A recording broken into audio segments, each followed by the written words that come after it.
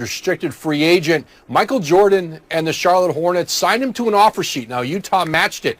But Gordon Hayward, his agent, Mark Bartelstein, remembered the effort that Charlotte made to try to get him back east then. Well, they were able to pull it off this time. He had talked with a number of teams about sign and trade scenarios, including his hometown Indiana Pacers.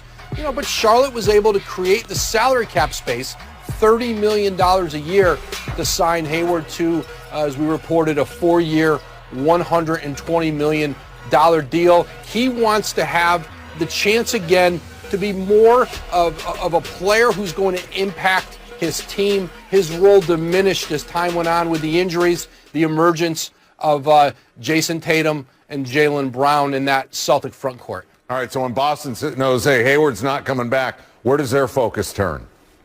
Well, they got a commitment today from Tristan Thompson, free agent center from Cleveland, who they had talked on and off again about trading for a number of years. But, listen, to get the money off of their cap with Gordon Hayward this year certainly allows them some flexibility to do some things. While it was nice to have Hayward at $30 million a year, it didn't exactly financially balance out their roster to have that much money all tied into one position on the team. All right, Rondo's got a couple rings, one with the Celtics, one with the Lakers. Now he's a Hawk. What's he bring to Atlanta? Yeah, he goes there 2 years, $15 million. And this is an Atlanta team that wants to get tougher. They want to get more physical. They want to get better defensively. They can score the ball, built around Trae Young. Rondo can play a leadership role on a very young team, and a team that hopes, I'm not sure they're a playoff team this year, but they want to get closer to the postseason and start competing in the East, to play in the playoffs. When it comes to the NBA, nobody works harder, nobody does it better than you, Adrian Wojnarowski. Thanks, Neil. Well, yeah, Aaron Baines is a guy that everybody's sort of wondering about, because there's that second-tier level of center that a lot of the good contending teams need. Bobby, I don't know if you've heard this, but, Boston obviously needs some more depth at center right now, having done the Enes Kanter trade. Baines is a guy that I think you look at in both LA teams. Any team that needs a good center who can provide some toughness is going to look at Aaron Baines, maybe even like a New Orleans Pelicans, somebody physical to stand next to Zion. I think he's got a good market. It's just a question of Phoenix can outpay everybody. And this is a deep, out of the five positions, this is deep. This is probably one of the deepest, with Baines and Howard and Nerlens Noel. We'll see what happens with Serge Ibaka and Christian Wood, Montrezl, Harrell, players like that. This is probably the deepest position out of this group of free agents. All right, I want to move on a little bit because we've been discussing how. Oh, yeah, Brian.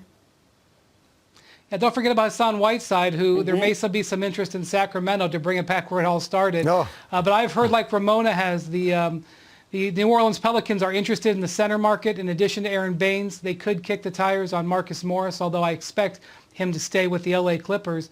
When it comes to the Phoenix Suns, they had an option to wait to do this Chris Paul trade and open up a little bit more salary cap space after 6 o'clock tonight when the new league year happened.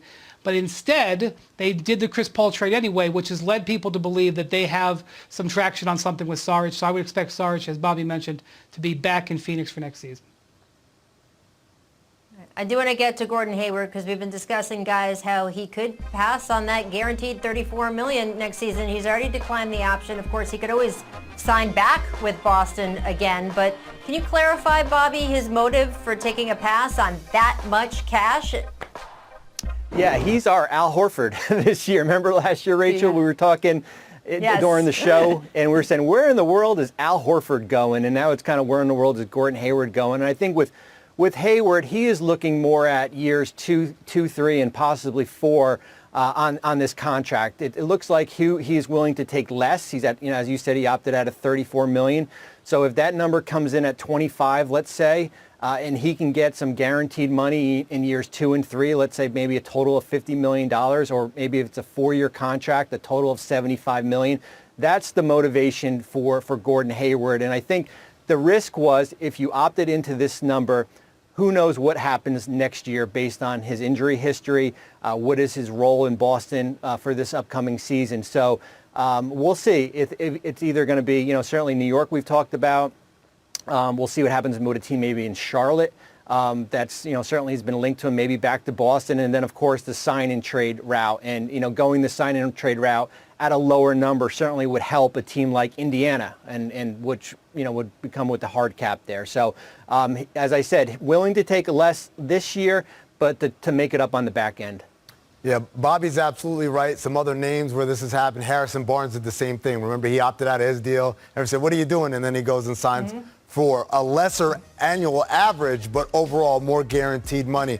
But Rachel, if I could, I want to tell you the story of a player named Jake Voskuhl. Jake Voskuhl was a journeyman big about a decade and a half ago out of UConn. He played here, he played there. And I remember Jake Voskuhl had a contract that was $2 million. He opted out. And everyone said, Jake, what are you doing? Yeah, where are you going to get money like that? You're a minimum guy.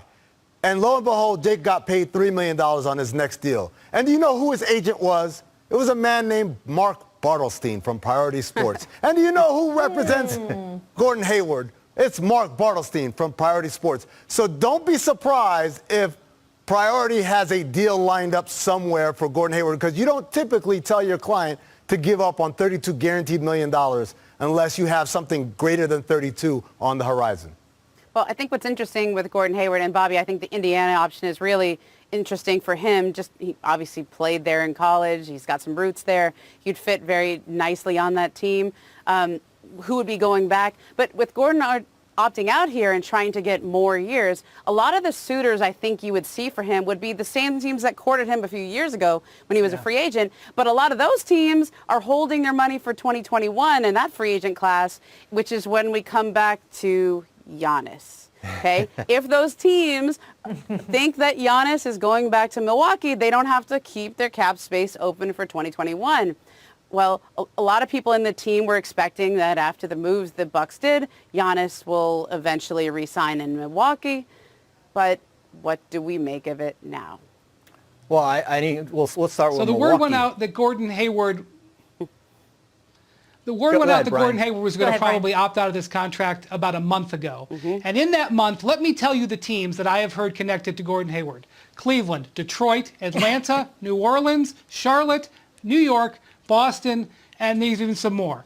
His representatives, as Amin said, have vetted the market. Now, Indiana makes the most sense. It is home. He would be a good fit there. But Indiana's payroll is in excess of $120 million right now, in a pandemic where their ownership has been particularly hard hit because it's based in malls and big properties like that. Their stock of Herb Simon, their owner, has dropped dramatically since the spring. So if it's a deal that adds money to Indiana's payroll, I don't see it. If it's a deal where he takes a pay cut, drops down, and also Indiana offloads likely more money than bringing in, then I think it's something that could happen. Or if Indiana makes another deal somewhere else to offload money that makes a sign and trade more viable. And that's really been a sticking point here. I think there's mutual interest between Indiana and Gordon Hayward. It's just a road to get there with the amount of money Indiana has on its books. Well, Brian, and I also think from Boston's sake, you've got that Jason Tatum extension that's going to be coming down that would start